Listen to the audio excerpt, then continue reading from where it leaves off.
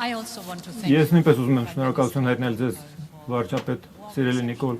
ջերմ ընդունելության համար, որը դուք ընձեռել եք իմ բարեկամ Անտոնիոին եւ ինձ այստեղ հյուրընկալելով։ Կուզեի նաեւ շնորհավորել ձեզ եւ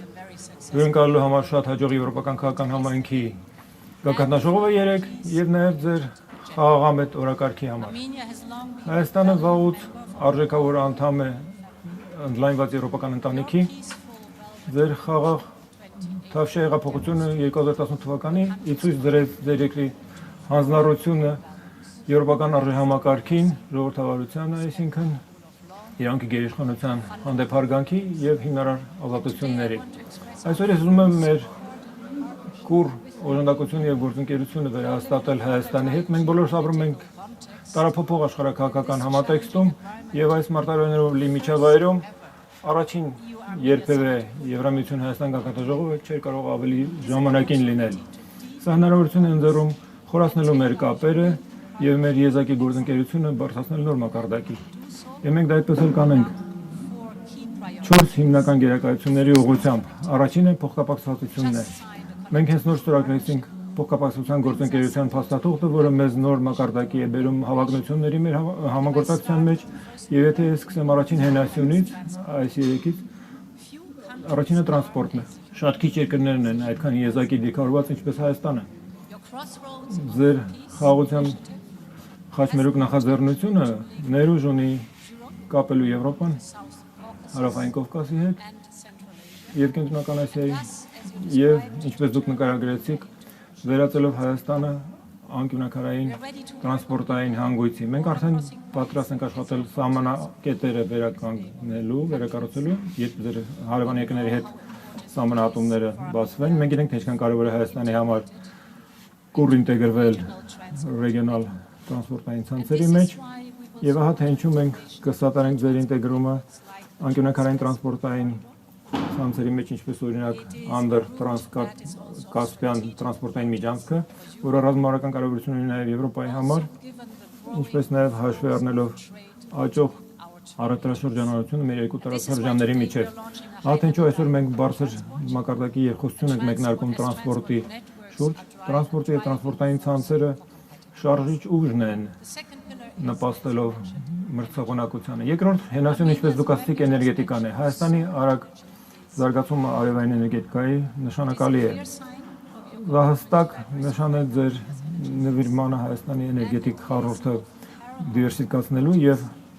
գերագույն կարևորություն ունի, եթե մենք նայենք օրինակ էներգետիկ ճգնաժամին, որին մենք բոլորս այժմ բախվում ենք, մենք սատարում ենք նախագծերը խթանելու ձեր էներգետիկ անվտանգությունը, մասնավորապես հաշվի առնելով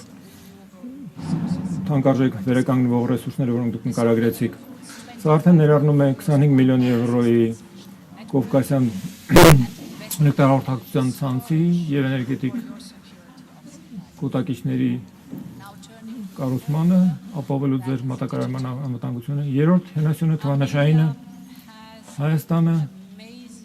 ապշեցուցիչ նոր ծագող ԱԲ եւ ինժեներական էկոհամակարգ ունի։ Սա ուժեղ կողմ է եւ մենք ուզում ենք հենվելով դրա վրա կառուցել ավելին։ Մենք միասին վերհանել ենք Միլայն ընտրանի նախագծերի եւ մենք բոլորս այստեղ այս սենյակում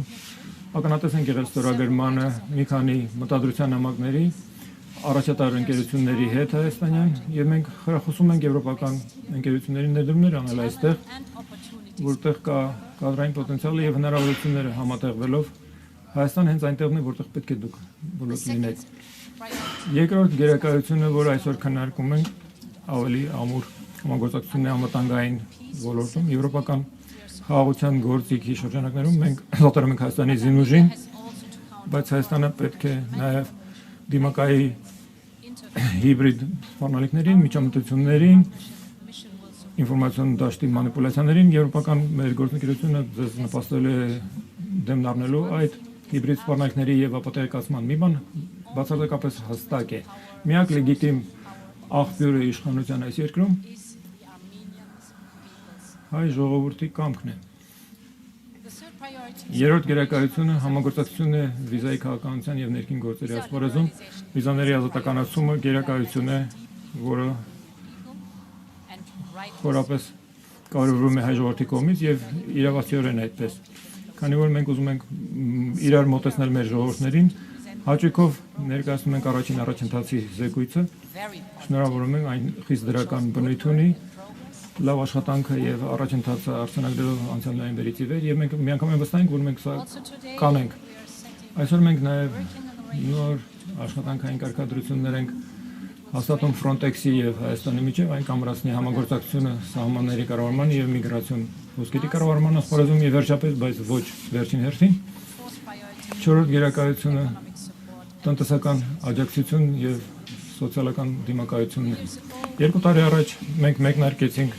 տոկունության եւ աճի պլանը Հայաստանի համար 270 միլիոն եվրոյի արժողությամբ, սրա իրականությունը լավ առաջընթաց է։ Անցնում մենք անկալում ենք, որ այս պլանը եւս 2.5 միլիարդ եվրո կզորագրի ներդրումների տեսանկյունից ցածրում ենք հայկական բիզնեսներին, օգնելով նրանց նորարարություն զբաղվել, նոր շուկաներ ոտնահարել եւ աճել, եւ ներդրումներ ենք անում հմտությունների եւ զբաղվածության ասպարեզում, ինչպես նաեւ ականազերծման ասպարեզում, որը անվտանգության եւ ապահովության համար կենսական է եւ շատ պահանջված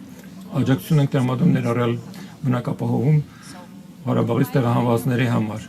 Միլայն ընտրանի թեմաները ես ընդգծեցի միայն ամենից կարևորները, բայց սրանք սիրելի Նիկոլ եւ սիրելի Անտոնիո ցույց են տալիս ընդգրկումը եւ խորությունը մեր համագործակցության եւ ես ակնկալում եմ մեր հաջող գագանաժողովը։ Շատ շնորհակալություն։